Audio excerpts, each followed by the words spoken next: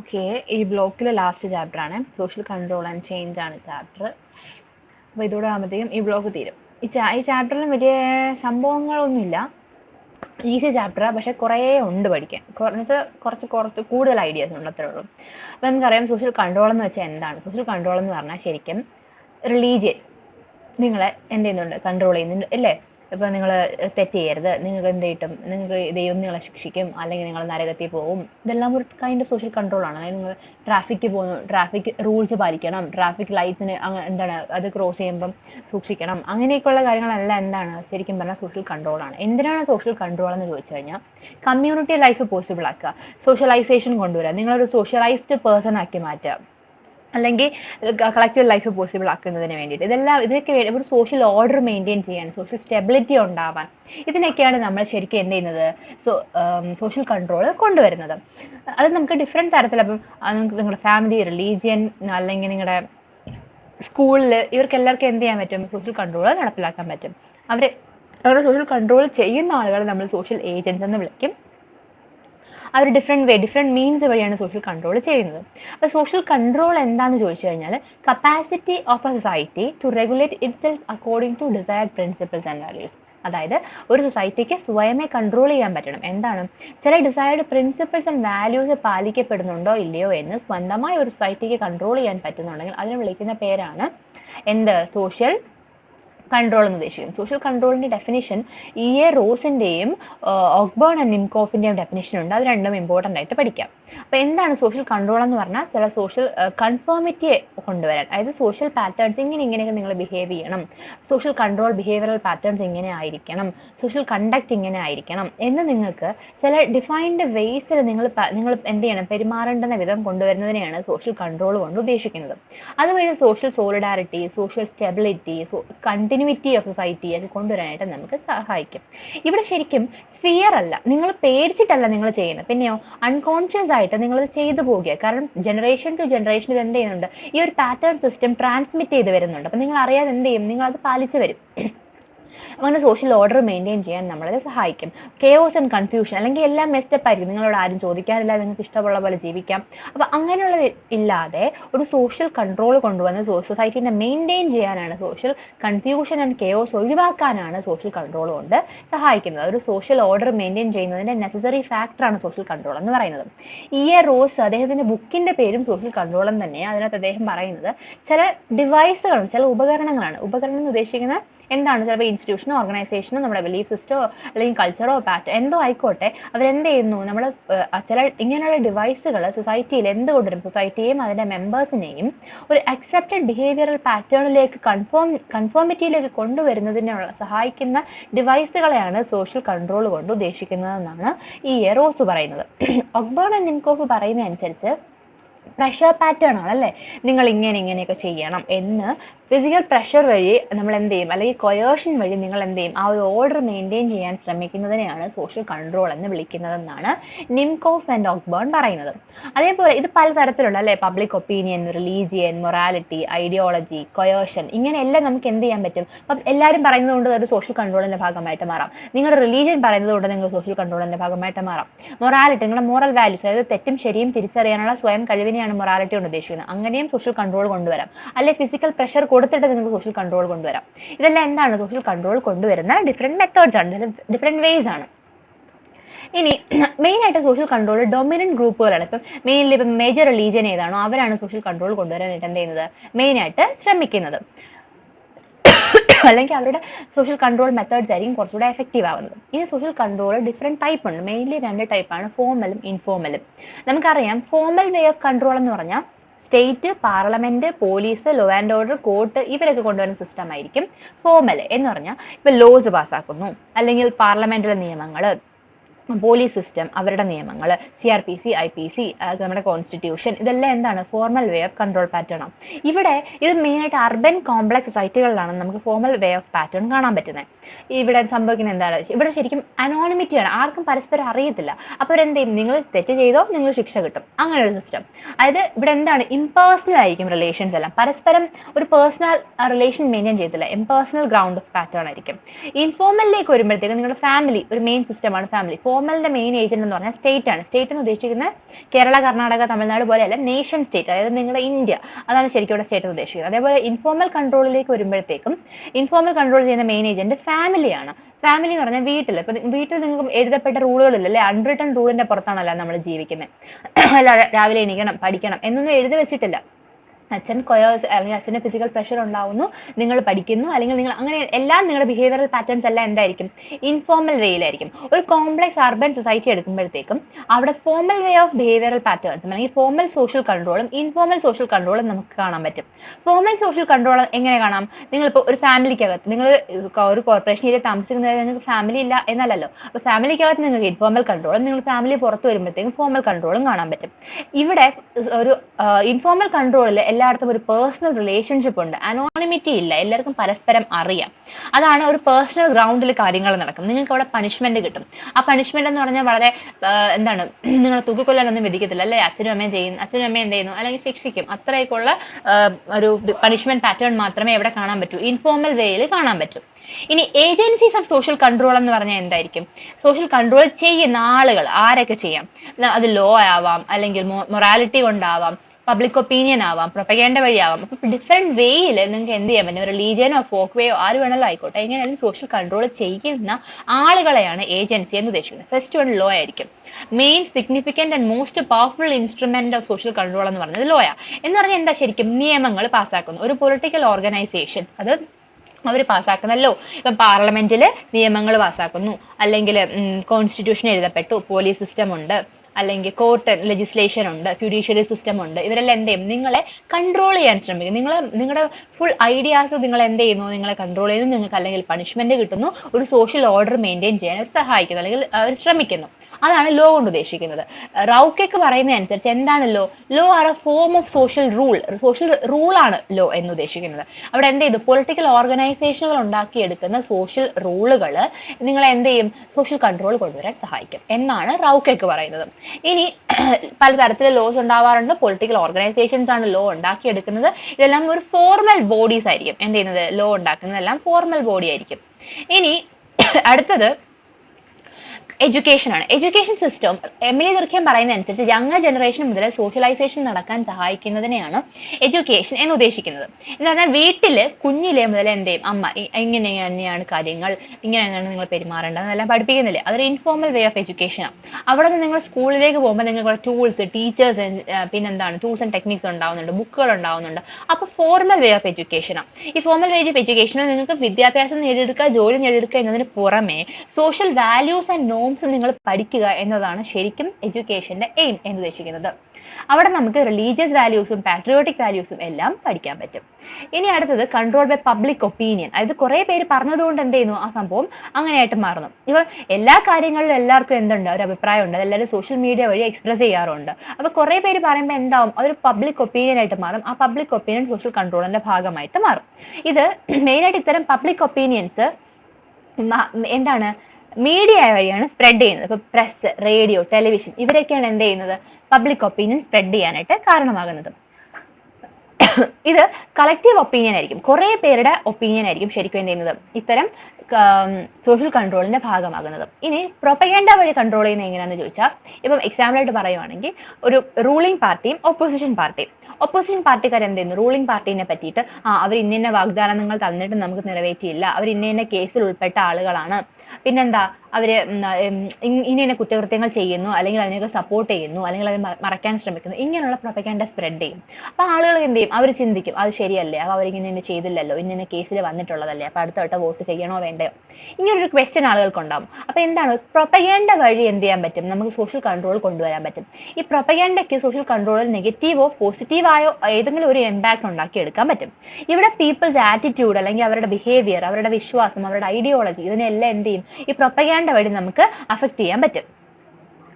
ഇനി control by കൊയേർഷൻ എന്ന് പറഞ്ഞാൽ ശിക്ഷ കൊണ്ട് നേടിയെടുക്കാം. അതായത് ഫിസിക്കൽ പ്രഷറിൽ നിങ്ങൾ എന്തെങ്കിലും ചെയ്യുന്നതിൽ തടയുക, സ്റ്റോപ്പ് ചെയ്യുക, അല്ലെങ്കിൽ നിങ്ങൾ എന്ത് ചെയ്യുക, കൺട്രോൾ ചെയ്യാൻ ശ്രമിക്കുക. വീട്ടിൽ അച്ഛനടിക്കുക, അതൊരു ഒരു കൊയേർഷനാണ്, ഒരു ഫിസിക്കൽ കൺട്രോൾ ആണ്. എന്ത് ചെയ്യും, അതുവഴിയും സോഷ്യൽ കൺട്രോൾ കൊണ്ടുവരാൻ പറ്റും. ഫോർമൽ വേയിൽ സോഷ്യൽ കൺട്രോൾ ചെയ്യുന്ന ഏജൻസി സ്റ്റേറ്റ് ആയിരിക്കും.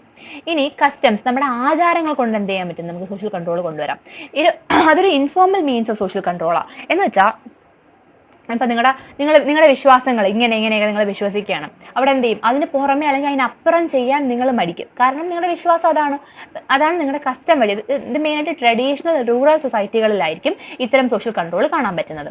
ഇനി അടുത്തത് റിലീജിയൻ വഴി സോഷ്യൽ കൺട്രോൾ ഉണ്ട്. റിലീജിയൻ വഴി എന്ന് പറഞ്ഞു കഴിഞ്ഞാൽ നമുക്കറിയാം, നമ്മുടെ മൊറാലിറ്റി പോലെ തന്നെയാണ്. നിങ്ങളുടെ സൂപ്പർ നാച്ചുറൽ ബീയിങ്ങിൽ നിങ്ങൾ വിശ്വസിക്കുന്നു, ദൈവം ഉണ്ടെന്ന് വിശ്വസിക്കുന്നു. നിങ്ങൾ തെറ്റ് ചെയ്താൽ ദൈവം എന്ത് ചെയ്യും, ശിക്ഷിക്കും എന്ന് നിങ്ങൾക്കറിയാം. അല്ലെങ്കിൽ നിങ്ങൾ നരകത്തിൽ പോകും എന്ന് നിങ്ങൾക്കറിയാം. അപ്പോൾ അവിടെ എന്ത് ചെയ്യും, നിങ്ങൾ നല്ലത് ചെയ്യാൻ ശ്രമിക്കും. അതാണ് ശരിക്കും സംഭവം. അപ്പോൾ എന്താ പറ്റുന്നത്, ഒരു സൂപ്പർ നാച്ചുറൽ ബീയിങ്ങുമായിട്ടൊരു ഒരു റിലേഷൻ ഉണ്ടാക്കിയെടുക്കുമ്പം ഈ സൂപ്പർ നാച്ചുറൽ ബീയിങ് നമ്മളെ കൺട്രോൾ ചെയ്യുന്നു. അതുവഴി നമ്മുടെ കണ്ടക്ട് അല്ലെങ്കിൽ ഹ്യൂമൻ ബിഹേവിയർ എന്ത് ചെയ്യും, ചേഞ്ച് ചെയ്യും. അപ്പം ഈ നമ്മൾ ചെയ്യേണ്ടതെല്ലാം നമ്മുടെ ഡ്യൂട്ടി ആയിട്ട് മാറും. ഇത് നിങ്ങൾ ചെയ്യണം, അല്ലെങ്കിൽ ഇത് നിങ്ങൾ അങ്ങനെ ചെയ്യരുത്, ഇങ്ങനെ ചെയ്യണം എന്നുള്ളൊരു ഡ്യൂട്ടി നമ്മൾ ചെയ്യേണ്ടതായിട്ട് വരും. ആ ഒരു ഡ്യൂട്ടി നമുക്കുണ്ടാവും. ഇനി റിലീജിയൻ്റെ ഒരു നെഗറ്റീവ് എഫക്റ്റ് എന്താണെന്ന് വെച്ചാൽ പാട്രിയാർക്കി ഉണ്ടാവാൻ അത് സഹായിക്കും. പാട്രിയാർക്കി എന്ന് പറഞ്ഞാൽ എന്താ ശരിക്കും സംഭവം, ഇപ്പോൾ റിലീജിയൻ ഒരു പെർട്ടിക്കുലർ റിലീജിയൻ ആണ്. ആ റിലീജിയൻ, ഇപ്പം നിങ്ങളൊരു പെർട്ടിക്കുലർ റിലീജിയൻ വിശ്വസിക്കുന്നു, ആ റിലീജിയൻ പറയാണ് നിങ്ങളുടെ ഭർത്താവാണ് നിങ്ങൾക്കെല്ലാം. അതായത് ഭർത്താവ് എന്ത് ചെയ്യുന്നു, നിങ്ങളെ കൺട്രോൾ ചെയ്യുന്നു. നിങ്ങൾക്ക് പിന്നീട് അങ്ങോട്ട് അച്ഛനാണ്, അച്ഛൻ പറയുന്നതെല്ലാം ശരിയാണ്. നിങ്ങൾക്ക് ഒരു സ്വന്തമായിട്ടൊരു ഒപ്പീനിയൻ ഇല്ല, നിങ്ങൾക്ക് സ്വന്തമായി ഡിസിഷൻ എടുക്കാൻ പറ്റുന്നില്ല. നിങ്ങളുടെ ലൈഫ് സ്റ്റൈൽ ഫുൾ അവരെ ഡിപ്പെൻഡ് ചെയ്തിരിക്കും. നിങ്ങൾക്ക് സ്വന്തമായിട്ട് ഏൺ ചെയ്യാൻ പറ്റുന്നില്ല. അപ്പോൾ എസ്പെഷ്യലി ഇപ്പോൾ വിമൻ എന്തോ പറ്റും, ഫുൾ കൺട്രോൾ മെനിൻ്റെ കയ്യിലായിരിക്കും. അവിടെ കാരണം റിലീജിയൻ പാട്രിയാർക്കിയെ സപ്പോർട്ട് ചെയ്യുന്നു. അപ്പം അങ്ങനെ ഒരു നെഗറ്റീവ് എഫക്റ്റ് ഉണ്ടാവാനുള്ള ചാൻസ് ഉണ്ട്.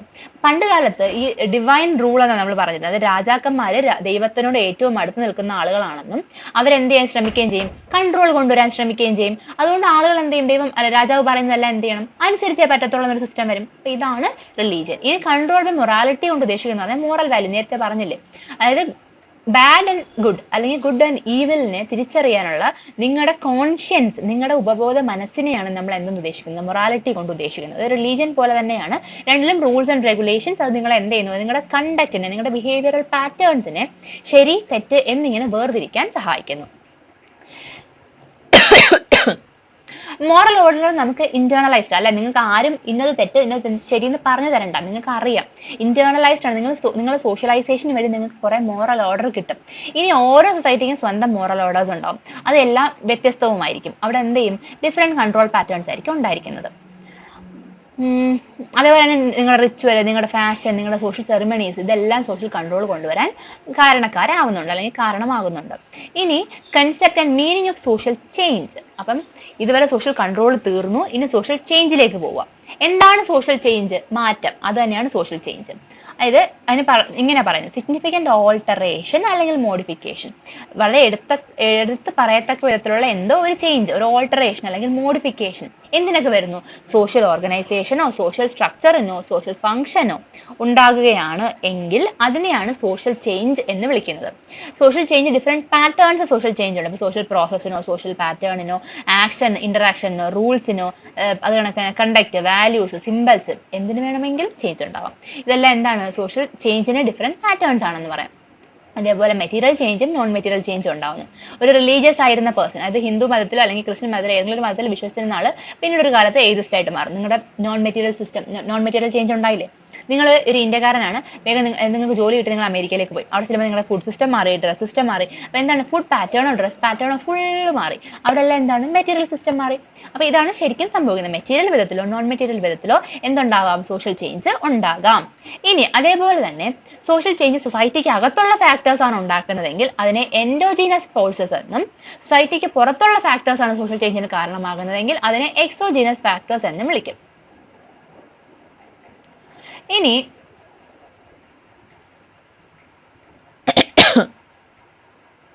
ഇതെങ്ങനെയാണ് പിള്ളേരെ മാറുന്നത്? അപ്രോച്ചസ് സോഷ്യൽ ചേഞ്ചിനെ നമുക്ക് എങ്ങനെയൊക്കെ മനസ്സിലാക്കാം, അത് അണ്ടർസ്റ്റാൻഡ് ചെയ്യാനായിട്ട് നമുക്ക് മൂന്ന് തിയറി ഉണ്ട്. Evolutionary theory, cyclical theory, structural functional conflict theory. ഈ സ്ട്രക്ചറൽ ഫങ്ഷണൽ കോൺഫ്ലിക്റ്റ് തിയറി എന്ന ഒറ്റ തിയറിയാണ്. അങ്ങനെ 3 വിധത്തിലാണ് നമ്മൾ സോഷ്യൽ ചേഞ്ചിനെ മനസ്സിലാക്കുന്നത്. ഫസ്റ്റ് വൺ എവല്യൂഷണറി തിയറി നോക്കുവാണെങ്കിൽ നമുക്ക് അറിയാവുന്ന ഒരു കാര്യം, എവല്യൂഷണറി തിയറി എന്ന് പറഞ്ഞാൽ അതൊരു കോൺഗ്ലോമറേറ്റ് തിയറിയാണ്. എന്ന് വെച്ചാൽ കുറെ തിയറികൾ ചേർത്ത് വെച്ചിട്ട് ഒറ്റ തിയറി ആക്കിയെടുത്ത തിയറിയാണ് evolutionary theory of social change.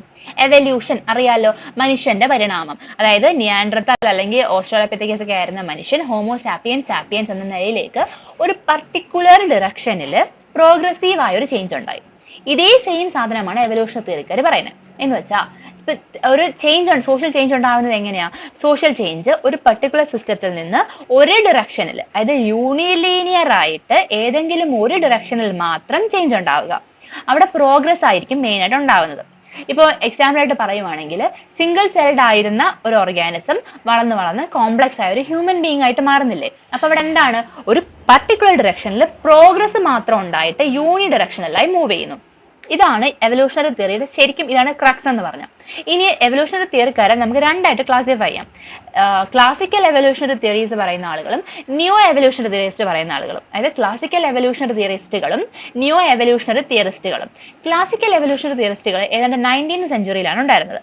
അതിനകത്ത് മെയിൻ ആയിട്ട് ആളുകൾ ഹെർബർട്ട് സ്പെൻസർ, ടൈലർ, കോംറ്റെ, കുറെ പേരുണ്ട്. നിങ്ങൾ അറിയാവുന്ന ഒരു 3-4 പേര്. ഇപ്പൊ കോംറ്റെ, സ്പെൻസർ, ടൈലർ, മോർഗൻ, ഇവരെയൊക്കെ ഓർത്ത് വയ്ക്കാം. അപ്പൊ അവർ പറയുന്നത് എന്താണെന്നറിയാമോ, എവല്യൂഷൻ എന്ന് പറഞ്ഞാൽ സിംഗിൾ ഡയറക്ഷൻ അല്ല, യൂണി ഡയറക്ഷൻ അല്ല, ഒറ്റ ഡയറക്ഷനിൽ മാത്രമേ, സിമിലർ ഡയറക്ഷനിൽ മാത്രമേ ചേഞ്ച് ഉണ്ടാവും.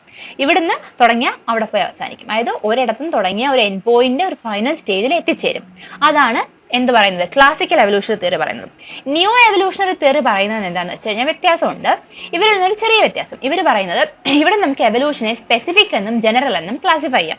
ഇതിന്റെ പ്രൊപ്പോണൻസ് ആരൊക്കെയാന്ന് വെച്ചാൽ ഇത് 20th സെഞ്ചുറിയിലാണ് ഡെവലപ്പ് ചെയ്തത്. ഗോർഡൻ ചിൽഡെ, അതുകൊണ്ട് തന്നെ ജൂലിയൻ സ്റ്റീവേർഡ്, ലെസ്ലി വൈറ്റ്, ഇവരൊക്കെ ആരാണ്? ഇവരൊക്കെ ന്യൂ എവല്യൂഷണറി തിയറിസ്റ്റുകളാണ്. അവർ പറയുന്നത് എവല്യൂഷൻ 2 ടൈപ്പിലുണ്ട്, നമുക്ക് സ്പെസിഫിക് എന്നും ജനറൽ എന്നും ക്ലാസിഫൈ ചെയ്യാം. കൂടാതെ എവല്യൂഷന് 2 ഡയറക്ഷൻ ഉണ്ട്, ബൈ ഡയറക്ഷണൽ ആണ്. ക്ലാസിക്കലി പറയുന്ന പോലെ യൂണി ഡയറക്ഷണൽ അല്ല, അത് ബൈ ഡയറക്ഷണൽ ആണ്. 2 ഡയറക്ഷൻ ഉണ്ട്. എങ്ങനെയാ? ബയോളജിക്കൽ ഒരു ചേഞ്ചും ഉണ്ടാവും, കൾച്ചറൽ ചേഞ്ചും ഉണ്ടാവും. അപ്പൊ ബയോളജിക്കൽ ആസ്പെക്ട്സിനും കൾച്ചറൽ ആസ്പെക്ട്സിനും പാരലലായ ചേഞ്ച് എവിടെ കാണാൻ പറ്റും? എവല്യൂഷനകത്ത് കാണാൻ പറ്റും. അതാണ് എവല്യൂഷണറി തിയറീസ് ഓഫ് ചേഞ്ചിനകത്ത് പറയുന്നത്. ഇനി സൈക്ലിക്കൽ തിയറി എന്താ പറയുന്നത്? സൈക്ലിക്കൽ തിയറി നേരെ തിരിച്ച. ഇവർ പറയുന്നത്, എവല്യൂഷൻ പറയുന്നത് പോലെ ഒരിടത്തും തുടങ്ങി മറ്റൊരിടത്ത് അവസാനിക്കുകയല്ല. ലൈഫ് പാറ്റേൺസ് ഫുൾ എന്ത് ചെയ്യാണ്? റിപ്പറ്റീഷൻ ആണ്. ഇങ്ങനെ റിപ്പീറ്റ് ചെയ്ത് വന്നുകൊണ്ടേയിരിക്കും. എന്ന് പറഞ്ഞാൽ നടന്ന ഒരേ സംഭവം കുറെ കാലം കഴിയുമ്പോൾ റിപ്പീറ്റ് ചെയ്യും. അങ്ങനെ സൈക്കിള് പോലെ സെയിം സംഭവങ്ങൾ റിപ്പീറ്റ് ചെയ്ത് വരുന്ന സിസ്റ്റമാണ് സൈക്ലിക്കൽ തിയറീസ് എന്നാണ് ഇവർ പറയുന്നത്. ഇതിന്റെ മെയിൻ ആളുകൾ ആരൊക്കെയാണ്? ക്രോബർ ഉണ്ട്, സ്പെംഗ്ലർ ഉണ്ട്, അത് കണക്കാണ് സൊറോക്കിൻ ഉണ്ട്. നിങ്ങൾ സൊറോക്കിനെയും സ്പെംഗ്ലറിനെയും ഒക്കെ ഓർത്ത് വയ്ക്കുക. മെയിൻ ആയിട്ടുള്ള ആളുകളെ മാത്രം ഓർത്ത് വയ്ക്കുക. പരേറ്റോനും ഒക്കെ ഓർത്ത് വെച്ചേക്കുക. നിങ്ങൾക്ക് എളുപ്പമുള്ള 2 പേരെ ഓർത്ത് വയ്ക്കുക, അത്രേ ഉള്ളൂ. അപ്പൊ എന്താ പറഞ്ഞത്? അപ്പൊ റെക്കറന്റ് ഫേസസ്, ലൈഫിലെ റെക്കറന്റ് ഫേസസ് എന്ത് ചെയ്യുന്നു? റിപ്പീറ്റ് ചെയ്യുന്നു. ഒരു സീരീസ് പോലെ എന്ത് ചെയ്യും? റിപ്പീറ്റ് ചെയ്ത് വരുന്നു എന്നാണ് സൈക്ലിക്കൽ തിയറി പറയുന്നത്. ഇനി മൂന്നാമത്തത് സ്ട്രക്ചറൽ ഫങ്ഷണൽ കോൺഫ്ലിക്ട് തിയറി. ഈ സ്ട്രക്ചറൽ ഫങ്ഷണൽ കോൺഫ്ലിക്ട് തിയറി ശരിക്കും ഇത് രണ്ടും 2 തിയറിയാണ്, പക്ഷെ സിമിലാരിറ്റി ഉള്ളത് കൊണ്ട് ഒന്നിച്ച് നമ്മൾ പറയുന്നതാണ് സ്ട്രക്ചറൽ ഫങ്ഷണൽ കോൺഫ്ലിക്ട് തിയറി എന്ന്. ഇവിടെ ഇതൊരു മിഡിൽ റേഞ്ച് തിയറികളാണ്. സോഷ്യൽ ചേഞ്ചിന്റെ മിഡിൽ റേഞ്ച് MRTകളാണ് ഇതെല്ലാം. ഇനി ഇത് നമ്മൾ നേരത്തെ പറഞ്ഞതാണ്. അപ്പൊ സ്ട്രക്ചറൽ ഫങ്ഷണലിസ്റ്റുകൾ പറയുന്നത് എന്താണ്? ശരിക്കും അവർ പറയുന്നത് സൊസൈറ്റി എന്ന് പറഞ്ഞാൽ ഹ്യൂമൻ ബോഡിയെ പോലെയാണ്. ഹ്യൂമൻ ബോഡിക്കകത്ത് ലിവർ, കിഡ്നി, ഹാർട്ട്, ബ്രെയിൻ എന്നിവ സാധനം ഉള്ളതുപോലെ കുറെ പാർട്സ് സൊസൈറ്റിക്കും ഉണ്ട്. ഇന്റഗ്രേറ്റഡ് ആയിരിക്കും. ഇതിന് എന്തെങ്കിലും ഒരെണ്ണത്തിന് ചേഞ്ച് ഉണ്ടായാൽ ഹോൾ സിസ്റ്റത്തിനെ ബാധിക്കും. അതുപോലെയാണ് സൊസൈറ്റി. അവർക്കും ഇൻസ്റ്റിറ്റ്യൂഷനും ഓർഗനൈസേഷനും അസോസിയേഷൻസും എല്ലാം ഉണ്ട്. അല്ലെങ്കിൽ ബിലീഫ് സിസ്റ്റവും റൂൾസും റിച്വൽസും റിലീജിയനും എല്ലാം ഉണ്ട്.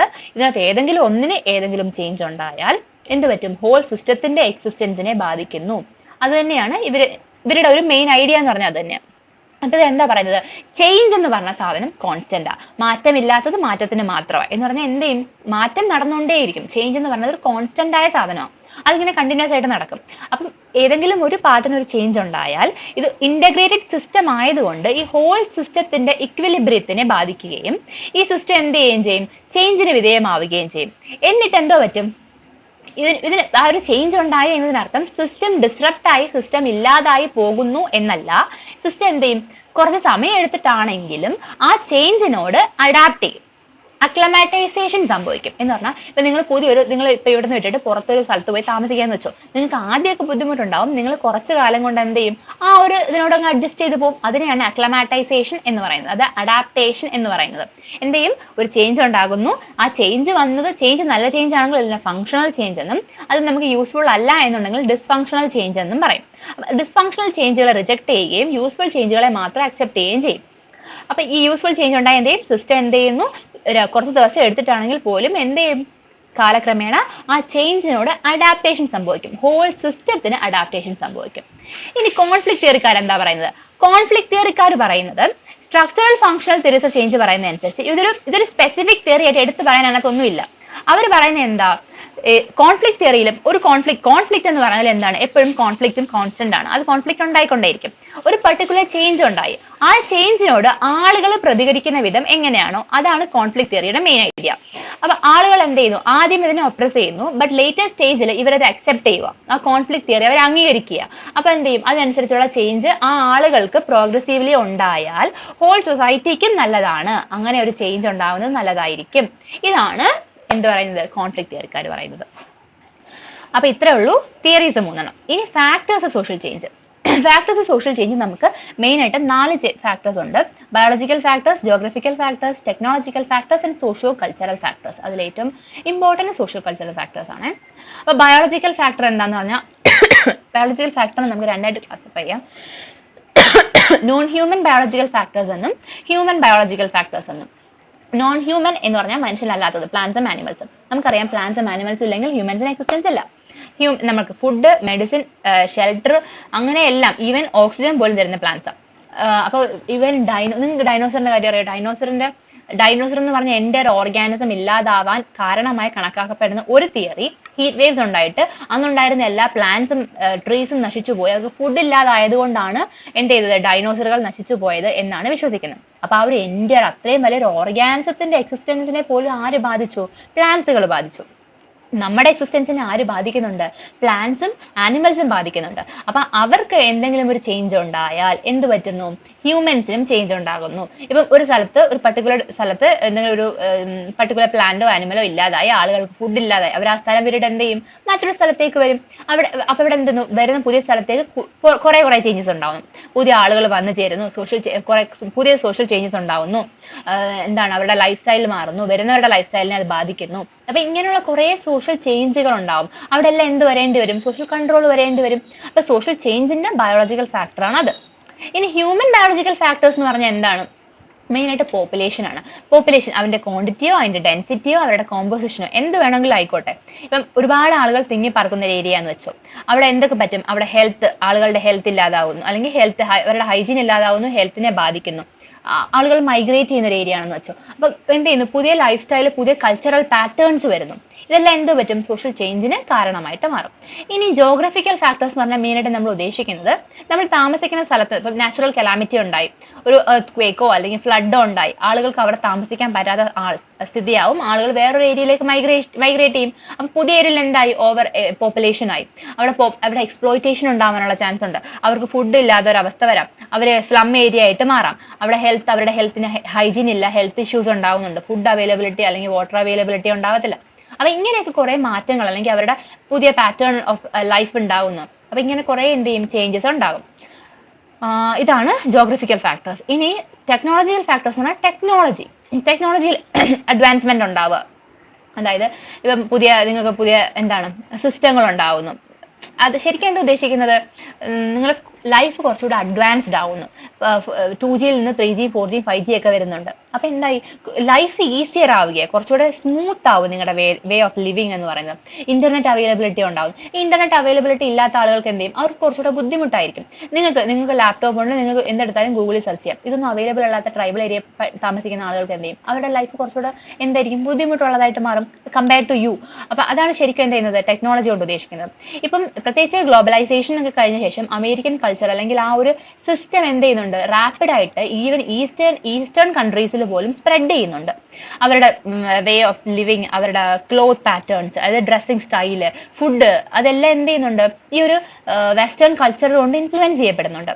അപ്പൊ ഇതെല്ലാം എന്താണ്, ടെക്നോളജിയുടെ ഭാഗമാണ്. ഇതിനൊരു ഡാർക്ക് സൈഡ് എന്താന്ന് വെച്ച് കഴിഞ്ഞാൽ നമ്മുടെ പഴമ നഷ്ടപ്പെട്ടു പോകും, നമ്മുടെ കൾച്ചറിനെ ബാധിക്കും, നമ്മൾ ഇത്രയും കാലം കൊണ്ടുവന്ന ട്രഡീഷണൽ ബിലീഫ്സ് എല്ലാം ഇല്ലാതാവുന്നതിന് കാരണമായിട്ട് ഇത് മാറാൻ ചാൻസ് ഉണ്ട്.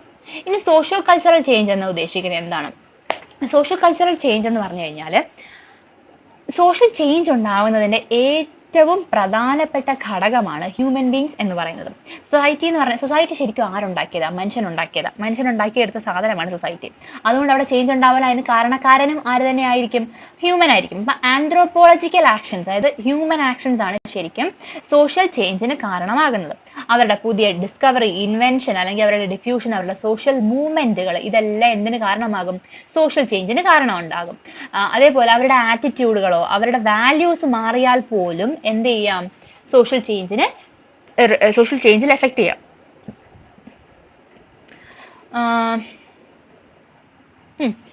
അപ്പം ഏറ്റവും കൂടുതലായിട്ട് സോഷ്യൽ ചേഞ്ച് ഉണ്ടാവുന്ന എവിടെയാന്ന് വെച്ച് കഴിഞ്ഞാൽ ക്രോസ് റോഡ് ഏരിയകളിൽ, അതായത് societies located at the world cross road areas. കുറെ കൺട്രീസ് എന്ത് ചെയ്യുന്നു? ഇപ്പൊ നമ്മുടെ സിവിലൈസേഷൻസ്, നമ്മുടെ ഇൻഡസ് വാലി സിവിലൈസേഷൻ തന്നെ എടുത്തു വെച്ചോ. ഇൻഡസ് വാലി സിവിലൈസേഷൻ അതെന്തായിരുന്നു ശരിക്കും സംഭവിച്ചത്? ഇൻഡസ് വാലി മെസപ്പൊട്ടോമിയൻ സിവിലൈസേഷന്റെയും ചൈനീസ് സിവിലൈസേഷന്റെയും ഇടയ്ക്ക് കടന്നൊരു സിവിലൈസേഷൻ IVC. അപ്പൊ ഈ ചൈനീസ് സിവിലൈസേഷനിൽ നിന്ന് മെസപ്പൊട്ടോമിയയിലേക്ക് അല്ലെങ്കിൽ ഈജിപ്ഷ്യൻ സ്ഥലങ്ങളിലേക്ക് സിൽക്ക് റോഡ് പാസ് ചെയ്തിരുന്നത് ഈ ഒരു ഇൻഡസ് വാലി സിവിലൈസേഷൻ ഏരിയ വഴിയാണ്. അപ്പൊ കൂടുതൽ എന്ത് പറ്റി? കൂടുതൽ ട്രാൻസ്മിഷൻ ഉണ്ടായപ്പോഴത്തേക്കും ഇവിടുത്തെ ലൈഫ് സ്റ്റൈൽ ഫുള്ള് ചേഞ്ച് ചെയ്യും. ആ ഒരു അർബൻ സിസ്റ്റത്തിലേക്ക് മാറുന്നു. ആളുകൾ കൂടുതൽ ഇവിടേക്ക് വരുന്നു. ഇവിടെ ഡെവലപ്മെന്റ്സ് അച്ചീവ് ചെയ്യുന്നു. ടെക്നോളജിക്കലി ഡെവലപ്മെന്റ് മറ്റ് രണ്ട് സിവിലൈസേഷനും അപേക്ഷിച്ച് കൂടുതലായി നടക്കുന്നു. അപ്പൊ ഇങ്ങനെ ക്രോസ് റോഡ് ഏരിയയിലൊക്കെ വരുമ്പോഴത്തേക്ക് എന്ത് ചെയ്യും? നമ്മുടെ സോഷ്യൽ ചേഞ്ച് ഉണ്ടാവാനുള്ള ചാൻസ് കൂടുതലാണ്. ഇപ്പം നമ്മൾ തന്നെ പറയാം, വെസ്റ്റേൺ കൾച്ചർ അല്ലെങ്കിൽ അമേരിക്കൻ കൾച്ചർ എന്ന് പറഞ്ഞാൽ നമുക്ക് എന്ത് ചെയ്യാൻ പറ്റും? നമുക്കൊരു എടുത്ത് പറയാൻ പറ്റുന്ന, അല്ലെങ്കിൽ ചേഞ്ച് ഉണ്ടാവാൻ ചാൻസ് ഉള്ള, അല്ലെങ്കിൽ ചേഞ്ചിന് കാരണമാകുന്നു എന്ന് പറയാൻ പറ്റുന്ന ഒരു സ്ഥലമാണ് അമേരിക്ക എന്ന് പറയുന്നത്. അതേസമയം നമ്മൾ ആഫ്രിക്കൻ കൺട്രീസ് എടുക്കുക, അവിടെ എന്തില്ല? അത്രത്തോളം ട്രാൻസ്പോർട്ടേഷനോ അല്ലെങ്കിൽ അഡ്വാൻസ്മെന്റോ ടെക്നോളജിക്കൽ ഡെവലപ്മെന്റോ ഇല്ല. അതുകൊണ്ട് സോഷ്യൽ ചേഞ്ചിന്റെ ഭാഗമാണ്, അല്ലെങ്കിൽ സോഷ്യൽ ചേഞ്ച് ഉണ്ടാകുന്നു എടുത്ത് പറയാൻ പറ്റില്ല. അപ്പൊ ഐസൊലേറ്റഡ് ഏരിയയേക്കാൾ ക്രോസ് റോഡ് ഏരിയയിലുള്ളവർക്ക് സോഷ്യൽ ചേഞ്ച് ഉണ്ടാവാനുള്ള ചാൻസ് കൂടുതലാണ്. അപ്പൊ different types of social change ഉണ്ട്. അപ്പൊ അവരുടെ സ്റ്റെബിലിറ്റിയെ ബാധിക്കാം, അവരുടെ കൺസർവേറ്റിസം അല്ലെങ്കിൽ അങ്ങനെയൊക്കെ പലതുണ്ടാവും. ഇനി ഒരു സംഭവം എന്ന് വെച്ച് കഴിഞ്ഞാൽ റെസിസ്റ്റൻസ് ഓഫ് ചേഞ്ച് ഉണ്ടാകാറുണ്ട്. അതായത് എല്ലാവരും ഈസിലി ചേഞ്ചിന് വിധേയരാകാറില്ല. ഇപ്പം നമ്മുടെ തന്നെ നമുക്ക് വെസ്റ്റേൺ കൾച്ചർ വന്നെന്ന് വെച്ചോ. വെസ്റ്റേൺ കൾച്ചർ വരുമ്പോൾ നമ്മുടെ ഫുഡ് സിസ്റ്റം മാറും. ഓക്കെ, നമ്മൾ എന്താണ് പുട്ടും കടലയും അല്ലെങ്കിൽ അപ്പവും മുട്ടയും ഒക്കെ കഴിച്ചുകൊണ്ടിരുന്ന ആളുകൾ രാവിലെ നൂഡിൽസും സാൻഡ്വിച്ചും ബർഗറും കഴിക്കാൻ തുടങ്ങും. ഓക്കെ, ഫുഡ് സിസ്റ്റം മാറി. അതേസമയം വെസ്റ്റേൺ കൾച്ചർ വന്നു എന്ന് കരുതിയിട്ട് എല്ലാവരും ഹിന്ദുയിസം വിട്ടിട്ട് ക്രിസ്ത്യാനിറ്റിയിലേക്ക് മാറുകയും അല്ലെങ്കിൽ എല്ലാവരും ഹിന്ദുയിസം വിട്ടിട്ട് എയ്തിസ്റ്റുകളാവുകയും ചെയ്യുന്നില്ല. അപ്പൊ എന്താണ്? ചില കാര്യങ്ങളിൽ നമ്മൾ ഈസിലി ചേഞ്ച് ഉണ്ടാവുകയും ചില കാര്യങ്ങളിൽ നമ്മൾ റെസിസ്റ്റൻസ് കാണിക്കുകയും ചെയ്യും. അപ്പം ഒരു ട്രാൻസ്മിഷൻ സ്റ്റേജിലേക്ക് വരുന്നാൽ സോഷ്യൽ ചേഞ്ച് വന്നിട്ട് എല്ലാ കാര്യങ്ങളെയും ഈസിലി ചേഞ്ച് ചെയ്യാൻ പറ്റത്തില്ല. ചില കാര്യങ്ങളാണെങ്കിൽ ചില ആളുകൾ എന്ത് ചെയ്യും? ചേഞ്ചിനോട് റെസിസ്റ്റൻസ് കാണിക്കും. അങ്ങനെയുണ്ട്. അതേപോലെ തന്നെ മോസ്റ്റ് പ്രിമിറ്റീവ് ട്രൈബുകൾ അല്ലെങ്കിൽ ഐസൊലേറ്റഡ് കമ്മ്യൂണിറ്റികൾ അത്ര പെട്ടെന്ന് എന്ത് ചെയ്യത്തില്ല? ചേഞ്ചിന് വിധേയരാകത്തില്ല. എസ്പെഷ്യലി ആൻഡമാൻ ആൻഡ് നിക്കോബാർ ഐലൻഡ്സിലൊക്കെ നോക്കുകയാണെന്നുണ്ടെങ്കിൽ ഇന്നും ചേഞ്ച് ഇല്ലാത്ത കുറെ ആളുകളെ നമുക്ക് കാണാൻ പറ്റും. നിക്കോബാറീസ് ട്രൈബുകളൊക്കെ എടുക്കുവാണെങ്കിൽ ശരിക്കും ഈ നിക്കോബാറീസ് ട്രൈബുകളെ കുറിച്ചൊന്നുള്ള പഠനങ്ങൾ പോലും അധികം വന്നിട്ടില്ല. അവരെ പുറത്തുള്ള ആളുകളെ എന്ത് ചെയ്യത്തില്ല? അംഗീകരിക്കത്തില്ല. അതാണ് ശരിക്കും സംഭവിക്കുന്നത്. അപ്പൊ അവർക്ക് എന്തില്ല? അധികം സോഷ്യൽ ചേഞ്ച് ഇല്ല. ഇനി നമ്മൾ നേരത്തെ പറഞ്ഞില്ലേ എങ്ങനെയൊക്കെയാണ് ചേഞ്ചുകൾ ഉണ്ടാവുന്നത്? ഡിസ്കവറി വഴിയോ ഇൻഫ്യൂഷൻ വഴിയോ ഇൻവെൻഷൻ വഴിയോ. അപ്പൊ പുതിയ സംഭവങ്ങൾ കണ്ടുപിടിക്കുക അല്ലെങ്കിൽ ഇൻവെന്റ് ചെയ്യുക. അതേപോലെ ഡിഫ്യൂഷൻ വഴി ഉണ്ടാവാം. അതായത് ഇപ്പം LPG റിഫോംസ്, അതായത് ഗ്ലോബലൈസേഷൻ ഒക്കെ വന്നു, ലിബറലൈസേഷൻ, പ്രൈവറ്റൈസേഷൻ, ഗ്ലോബലൈസേഷൻ വന്നെന്ന് വെച്ചു. ഗ്ലോബലൈസേഷൻ മൂലം എന്ത് ചെയ്തു? മൈഗ്രേഷൻ ആരംഭിച്ചു. ഇവിടെ നിന്ന് എസ്പെഷ്യലി ഇന്ത്യ പോലുള്ള രാജ്യങ്ങളിൽ നിന്ന് ഏറ്റവും കൂടുതൽ ആളുകൾ മൈഗ്രേറ്റ് ചെയ്ത് പുറത്തൊക്കെ പോയി വർക്ക് ചെയ്യുന്നത്, NRIs കൂടുതൽ വർക്ക് ചെയ്യുന്നത് ഇന്ത്യയിൽ നിന്നുള്ളവരായിരിക്കും. അപ്പോൾ അതായത് ഗൾഫിലൊക്കെ വർക്ക് ചെയ്യുന്നവര് അവരെന്ത് സംഭവിക്കുന്നത്? അവിടെ എന്താന്ന് വെച്ച് കഴിഞ്ഞാല് ആളുകൾക്ക് മൈഗ്രേഷൻ ഉണ്ടാവും. അപ്പൊ അവര് കൂടുതൽ ആളുകൾ പുറത്തെ സ്ഥലത്തേക്ക് പോകുന്നു. ആ ഒരു ഡിഫ്യൂഷൻ ഉണ്ടാവുന്നു. കൾച്ചർ ഡിഫ്യൂസ് ചെയ്യുന്നു, അല്ലെങ്കിൽ അവരുടെ വാല്യൂസ്, നോംസ് ഡിഫ്യൂസ് ചെയ്യുന്നു.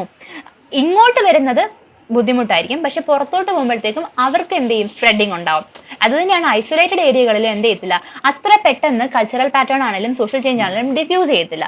അതേസമയം കുറച്ച് ബ്രോഡ് ഏരിയ ആണ്, മൈഗ്രേഷൻ ആളുകൾ കൂടുതലായിട്ട് ഇമിഗ്രേറ്റ് ചെയ്യുന്ന ഒരു ഏരിയ ആണ് എന്നുണ്ടെങ്കിൽ എന്ത് ചെയ്യും, സോഷ്യൽ ചേഞ്ച് ഉണ്ടാവാൻ കാരണമാകും. അതേപോലെ സോഷ്യൽ മൂവ്മെന്റും എന്ത് ചെയ്യുന്നുണ്ട്, സോഷ്യൽ ചേഞ്ചിന് കാരണമാകുന്നുണ്ട്. ഇപ്പം സോഷ്യൽ മൂവ്മെന്റുകൾ എന്താണ്, ഡിഫറെന്റ് 2 ടൈപ്സിൽ ഉള്ള സോഷ്യൽ മൂവ്മെന്റുകൾ നമുക്ക് കാണാൻ പറ്റും. ഈ സോഷ്യൽ മൂവ്മെന്റ് എങ്ങനെയാണെങ്കിലും സോഷ്യൽ മൂവ്മെന്റ് എന്ത് ചെയ്യുന്നുണ്ട്, പുതിയ സോഷ്യൽ ഫോമുകൾ ക്രിയേറ്റ് ചെയ്യുന്ന സോഷ്യൽ മൂവ്മെന്റുകളുണ്ട്, ലിബറൽ നേച്ചറിലുള്ള സോഷ്യൽ മൂവ്മെന്റുകളുണ്ട്. ഈ മൂവ്മെന്റുകൾ ശരിക്കും എന്തോ പറ്റും, സോഷ്യൽ ഓർഡറിനെ, എക്സിസ്റ്റ് ചെയ്യുന്ന സോഷ്യൽ ഫോമിനെ തകർത്ത് പുതിയ ഒരെണ്ണം റീക്രിയേറ്റ് ചെയ്യുക അല്ലെങ്കിൽ റീബിൽഡ് ചെയ്തിട്ട് അതിനെ നിലനിർത്താൻ ശ്രമിക്കുന്നവയായിരിക്കും സോഷ്യൽ മൂവ്മെന്റുകൾ കൊണ്ട് ഉദ്ദേശിക്കുന്നത്. അപ്പം എന്താ പറഞ്ഞത്, കൺസർവേറ്റീവോ റീക്രിയേഷണറിയോ ആയിട്ടുള്ള അല്ലെങ്കിൽ റിയാക്ഷണറി ആയിട്ടുള്ള സോഷ്യൽ മൂവ്മെന്റുകൾ നമുക്ക് കാണാൻ പറ്റും. ഈ അടുത്ത സോഷ്യൽ കൾച്ചറൽ ഫാക്ടേഴ്സിനകത്ത് ഉൾപ്പെടുന്നതാണ് റെവല്യൂഷണറി മൂവ്മെന്റ്. അതും ഒരു ടൈപ്പ് ഓഫ് സോഷ്യൽ മൂവ്മെന്റ് ആണ്. ഇപ്പം നമ്മുടെ ഫ്രഞ്ച് റെവല്യൂഷൻ, ഇൻഡസ്ട്രിയൽ റെവല്യൂഷൻ, ഇതെല്ലാം എന്തോ പറ്റി, പുതിയ പുതിയ സോഷ്യൽ ചേഞ്ചുകൾ വരാൻ കാരണമായില്ലേ. ഫ്യൂറൽ സിസ്റ്റം മാറി, ഡെമോക്രസി വന്നു ഫ്രാൻസിൽ. ഇൻഡസ്ട്രിയൽ റെവല്യൂഷൻ കാരണം എന്ത് ചെയ്തു, എല്ലാവരും കുറച്ചുകൂടെ അഡ്വാൻസ്ഡ് മാർക്കറ്റ് സിസ്റ്റത്തിലേക്കോ അല്ലെങ്കിൽ ക്യാപിറ്റലിസ്റ്റുകളോ ഉണ്ടാവാനുള്ള ഒരു കാരണമായി. എക്കണോമി വളരുന്നു. ഇതെല്ലാം എന്താണ്, റെവല്യൂഷണറി മൂവ്മെന്റുകളാണ്. ഇതെല്ലാം എന്തോ പറ്റുന്നു, ഇതെല്ലാം പുതിയ കൈൻഡ് ഓഫ് സോഷ്യൽ ചേഞ്ചുകൾ വരാൻ കാരണമാകുന്നു. ഓക്കെ, ഇനി ഇമ്പാക്ട് സോഷ്യൽ ചേഞ്ച് എന്ന് പറഞ്ഞു കഴിഞ്ഞാൽ സംഭവമൊന്നുമില്ല. സോഷ്യൽ ചേഞ്ച് മൂലം എന്തൊക്കെ ഉണ്ടാകും, നമുക്ക് different kind of changes society കാണാൻ പറ്റും. സോഷ്യൽ ചേഞ്ചുകൾ വന്നു കഴിഞ്ഞാൽ ഈ പ്രത്യേകിച്ച് ഇൻഡസ്ട്രിയൽ സൊസൈറ്റികൾ എന്താ പറ്റും, ഏലിയനേറ്റ് ചെയ്യും ഇൻഡിവിജ്വൽസിനെ. എന്നുവെച്ചാൽ ഒരു ഇൻഡസ്ട്രിയൽ സൊസൈറ്റി എടുക്കുകയെന്ന് വെച്ചു, ഇപ്പം നമ്മുടെ തന്നെ സൊസൈറ്റി എടുക്കുകയെന്ന് വെച്ചു, എല്ലാവരും ഫോണിൽ കളിച്ചുകൊണ്ടായിരിക്കും ഇരിക്കുന്നത്. ആർക്കും പരസ്പരം അറിയത്തില്ല. അപ്പുറത്തെ വീട്ടിൽ നടക്കുന്ന, അപ്പുറത്തെ വീട്ടിൽ ആരാ താമസിക്കുന്നത്, ഫ്ലാറ്റ് താമസിക്കുവാണെങ്കിൽ പോലും അപ്പുറത്തെ വീട്ടിൽ ആരാണെന്ന് പോലും നമുക്ക് അറിയാൻ പറ്റാത്ത അവസ്ഥ ഉണ്ടാവും. അവരെന്താ, ഒരു ഇൻഡസ്ട്രിയൽ സൊസൈറ്റിയിലേക്ക് വരുന്നു അല്ലെങ്കിൽ നമ്മൾ ടെക്നോളജിക്കൽ അഡ്വാൻസ്മെന്റ് ഉണ്ടായാൽ ഏലിയനേഷൻ ബിറ്റ്വീൻ പീപ്പിൾ, അതായത് പരസ്പരം അറിയാത്തൊരവസ്ഥയിലേക്ക് എത്തിച്ചേരും. നമ്മൾ എല്ലാ കാര്യങ്ങൾക്കും എന്തായിരിക്കും, ഇത്തരം ടെക്നോളജീസിനെ ഡിപ്പെൻഡ് ചെയ്യും. ഒന്നിനും എന്ത് ചെയ്തില്ല, പരസ്പരം ആളുകൾ ഡിപ്പെൻഡ് ചെയ്യേണ്ട ആവശ്യമില്ല. നമുക്ക് ടെക്നോളജിക്കലി മെഷീൻസ് അതിനുള്ള ഇൻവെൻഷൻസ് ഒക്കെ നടത്തിയിട്ടുണ്ട്. അപ്പൊ അതിനെല്ലാം ഡിപ്പെൻഡ് ചെയ്താൽ മതി. ആ ഒരു പേഴ്സണൽ റിലേഷൻ എന്ത് ചെയ്യും, ഇല്ലാതെ ആകും. ഇനി കാൾ മാർക്സ് അദ്ദേഹം പറയുന്ന അനുസരിച്ച് അഗ്രേറിയൻ സൊസൈറ്റിയിൽ നിന്ന് ഇൻഡസ്ട്രിയൽ സൊസൈറ്റിയിലേക്ക് നമ്മൾ മാറുമ്പോൾ ആളുകൾ എന്ത് ചെയ്യും, കൂടുതൽ ഏലിയനേറ്റ് ചെയ്യപ്പെടും, പരസ്പരം അറിയാത്തൊരവസ്ഥയിലേക്ക് വരും. എന്തോ പറ്റുന്നു, ഇൻഡസ്ട്രിയൽ സൊസൈറ്റികൾ ഹ്യൂമൻ റിലേഷൻഷിപ്പിനെ ബാധിക്കുന്നു എന്നാണ് കാൾ മാർക്സ് പറയുന്നത്. അതേപോലെ തന്നെ ഇൻഡസ്ട്രിയലൈസേഷൻ, അർബനൈസേഷൻ ആളുകളെ ഐസൊലേറ്റ് ചെയ്യാൻ കാരണമാകുന്നു. ആളുകൾ ഒറ്റയ്ക്കാവുന്നു. എന്ത് ചെയ്യുന്നില്ല, പരസ്പരം ഡിപ്പെൻഡൻസി ഇല്ല. ഡിപ്പെൻഡ് ചെയ്യേണ്ട കാര്യമില്ലല്ലോ, നിങ്ങൾ സ്വന്തമായിട്ടെല്ലാം ചെയ്യാൻ പറ്റും. പിന്നെ നിങ്ങൾ ആരെ ഡിപ്പെൻഡ് ചെയ്യാനാ? അപ്പൊ ഇതെല്ലാം സോഷ്യൽ ചേഞ്ചിന്റെ നെഗറ്റീവ് എഫക്റ്റ് ആയിട്ട് കാണാൻ പറ്റും. സോഷ്യൽ റിലേഷൻഷിപ്പുകൾ ഇല്ലാതാകുന്നതും ആളുകൾ ഐസൊലേറ്റ് ചെയ്യപ്പെടുന്നതും എല്ലാം എന്താണ്, ഒരു നെഗറ്റീവ് ഇമ്പാക്റ്റ് ആണ് എന്ന് പറയാം. ഓക്കെ, അപ്പൊ ഡർഖെയിം പറയുന്ന അനുസരിച്ച് എന്താണ്, ഇൻഡസ്ട്രിയൽ സൊസൈറ്റികൾ ഹ്യൂമൻ റിലേഷൻഷിപ്പിന് പോസിറ്റീവ് എഫക്റ്റ് ആണ്. മാർക്സിന്റെ ഐഡിയയിൽ നിന്ന് കംപ്ലീറ്റ്ലി ഓപ്പോസിറ്റ് ആയ ഐഡിയ ആണ് ഡർഖെയിം തരുന്നത്. ഡർഖെയിം പറയുന്നത് എന്താണ്, ഇൻഡസ്ട്രിയൽ സൊസൈറ്റികൾക്ക് പോസിറ്റീവ് എഫക്റ്റ് ആണ് ഹ്യൂമൻ റിലേഷൻഷിപ്പിൽ. കാര്യം എന്താ, അവിടെ ഇന്നലെ പറഞ്ഞില്ല നമ്മൾ, ഡിവിഷൻ ഓഫ് ലേബർ ഉണ്ട്. ഡിവിഷൻ ഓഫ് ലേബർ ഡിപ്പെൻഡൻസി ഉണ്ടാവാൻ സഹായിക്കും. എവല്യൂഷണറി തിയറി കംപ്ലീറ്റ് ആയിട്ട് ഡർഖെയിം എന്ത് ചെയ്തു, ക്രിട്ടിസൈസ് ചെയ്തു. അദ്ദേഹം പറയുന്നത് ഒരിക്കലും എന്ത് ചെയ്യുന്നില്ല, ആളുകൾ പരസ്പരം ഒരു കോൺഫ്ലിക്റ്റ് ഉണ്ടാകുന്നു, എലിമിനേഷൻ ഉണ്ടാകുന്നു എന്നല്ല, പകരം ഒരു ക്യാപിറ്റലിസ്റ്റ് സൊസൈറ്റി വരുന്നു, ഒരു ക്യാപിറ്റലിസ്റ്റ് ഗ്രൂപ്പ് വരുന്നു, അവർക്ക് കീഴിലൊരു വർക്കേഴ്സ് വരുന്നു. ഇവരെന്ത് ചെയ്യും, ഡിപ്പെൻഡന്റ് ആയിട്ട് വർക്ക് ചെയ്ത് ജീവിച്ചേ പറ്റത്തുള്ളൂ. അപ്പോ പോസിറ്റീവായ ഒരു റിലേഷൻഷിപ്പ് ഇൻഡസ്ട്രിയൽ സൊസൈറ്റികൾക്ക് ക്രിയേറ്റ് ചെയ്യാൻ പറ്റുന്നു. ചിലപ്പോൾ അനോമി മീൻസ് അത് നമ്മൾ ഓൾറെഡി ഉള്ള ഒരു സിസ്റ്റത്തിന് എന്ത് ചെയ്യുന്നു, ഒരു ബ്രേക്ക് ഡൗൺ ഉണ്ടാകാം എന്ന് കരുതി എന്ത് ചെയ്യുന്നില്ല, അവിടെ ആളുകൾ പരസ്പരം തമ്മിലടിച്ച് മരിക്കുകയല്ല, പകരം ഡിപ്പെൻഡൻസി ഉണ്ടാവുകയും എന്ത് ചെയ്യും, സ്വന്തമായിട്ട് എക്സിസ്റ്റ് ചെയ്യാൻ ശ്രമിക്കുകയും ചെയ്യുന്നു. അല്ലെങ്കിൽ ഡിപ്പെൻഡൻസ് പരസ്പരം എന്താ റിലേറ്റഡ് ആണ് എന്നാണ് ഡർഖെയിം പറയുന്നത്. പിന്നെ ഇൻഡസ്ട്രിയൽ സൊസൈറ്റികൾക്ക് ഒരു ഡിസൻറ്റഗ്രേറ്റഡ് ആയ ഒരു ഫാമിലി പാറ്റേൺ ആയിരിക്കും. എന്ന് പറഞ്ഞാൽ പഴയ ട്രഡീഷണൽ സൊസൈറ്റികളെ പോലെ വളരെ അടുത്ത പേഴ്സണൽ റിലേഷൻഷിപ്പ് ഉള്ള അച്ഛനമ്മ അല്ലെങ്കിൽ അമ്മയും മക്കളും അങ്ങനെയൊന്നും ഉണ്ടാവത്തില്ല. ഇൻഡസ്ട്രിയൽ സൊസൈറ്റി വരുമ്പോഴത്തേക്കും കുറച്ചും കൂടെ അവരുടെ ഒരു ഫാമിലി റിലേഷൻഷിപ്പ് പാറ്റേൺ തന്നെ ചേഞ്ച് ചെയ്യുന്നതായിട്ട് കാണാൻ പറ്റും. ഇപ്പൊ വൃദ്ധസദനങ്ങളുടെയും ഓൾഡ് ഏജ് ഹോം ഒക്കെ നമ്പേഴ്സ് കൂടാനുള്ള കാരണം എന്താ, സമയമില്ല. മക്കൾക്ക് അച്ഛനെയും അമ്മയും നോക്കാൻ സമയമില്ല.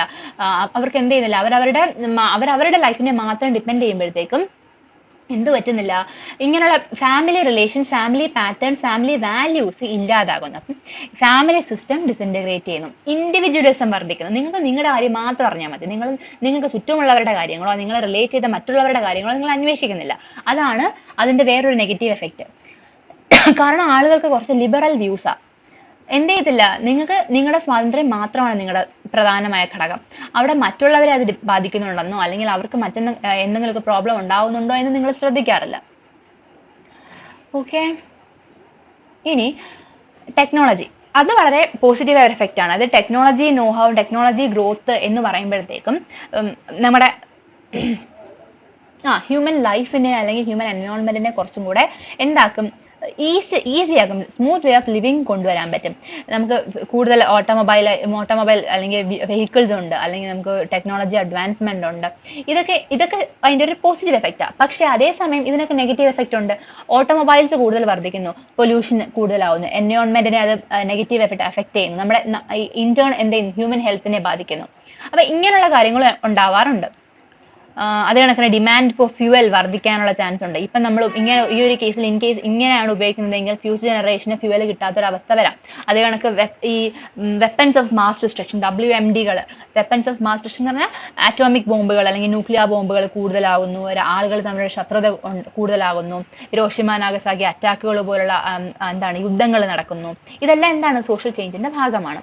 അപ്പം ഗ്ലോബലൈസേഷൻ വന്ന് ഗ്ലോബൽ വില്ലേജ് ആയി എല്ലാവരും ഒന്നിച്ചാണ് എന്നൊക്കെ പറഞ്ഞാലും എന്താണ്, ഇതിനെല്ലാത്തിനും നെഗറ്റീവ് എഫക്റ്റ് ഉണ്ട്. അപ്പൊ സോഷ്യൽ ചേഞ്ചിനും എന്തുണ്ട്, നെഗറ്റീവ് എഫക്റ്റ് ഉണ്ട്. അപ്പൊ ഈ അവസാനത്തെ ഇത് വളരെ സിമ്പിൾ ആണ്, പക്ഷെ നിങ്ങൾ എക്സാം എഴുതാനിരിക്കുമ്പോഴത്തേക്കും എല്ലാം നിങ്ങൾ ഓർക്കണം എന്നില്ല. അതുകൊണ്ട് എന്ത് ചെയ്യുക, ഈ ചാപ്റ്റർ ഈസി ചാപ്റ്റർ ആണ്, കുറെ കാര്യങ്ങളുണ്ടെന്നേ ഉള്ളൂ. ഇതെല്ലാം എന്ത് ചെയ്യുക, പഠിക്കുക, കാണാതെ പഠിക്കാനായിട്ടൊന്നുമില്ല. അപ്പൊ ഇത്രയേ ഉള്ളൂ ഈ ചാപ്റ്റർ. Thank you.